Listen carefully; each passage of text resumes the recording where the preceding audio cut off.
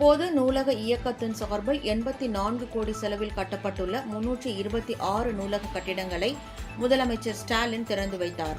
ஊரக வளர்ச்சித்துறையின் மூலம் 246 நூலகங்களும், பேரூராட்சிகள் இயக்ககம் மூலம் 44 நூலகங்களும், நகராட்சி நிர்வாகத்துறை மூலம் 28 நூலகங்களும், பெருநகர சென்னை மாநகராட்சி மூலம் 8 நூலகங்கள் என மொத்தம் 84 கோடியே 76 லட்சம் ரூபாய் செலவில் கட்டப்பட்டுள்ள 326 நூலக கட்டிடங்களை பொதுமக்களின் பயன்பாட்டிற்காக முதலமைச்சர் ஸ்டாலின் திறந்து வைத்தார்.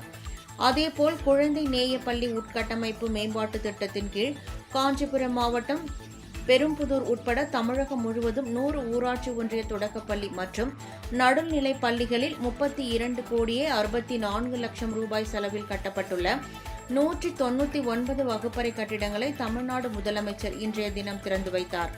இந்த நிகழ்ச்சியில் பள்ளிக் கல்வித்துறை அமைச்சர் அன்பில் மகேஷ் பொய்யாமொழி, தொழிலாளர் நலன் மற்றும் திறன் மேம்பாட்டுத்துறை அமைச்சர் சி.வி. கணேசன், தொழில் முதலீட்டு ஊக்குவிப்பு மற்றும் வர்த்தகத்துறை அமைச்சர் டி.ஆர்.பி. ராஜா, ஊரக வளர்ச்சி மற்றும் ஊராட்சித்துறை செயலாளர் ககன்தீப் சிங் பெடி, பள்ளிக் கல்வித்துறை செயலாளர் சுந்தரமோகன் மற்றும் அரசு உயர் அலுவலர்கள் கலந்து கொண்டனர்.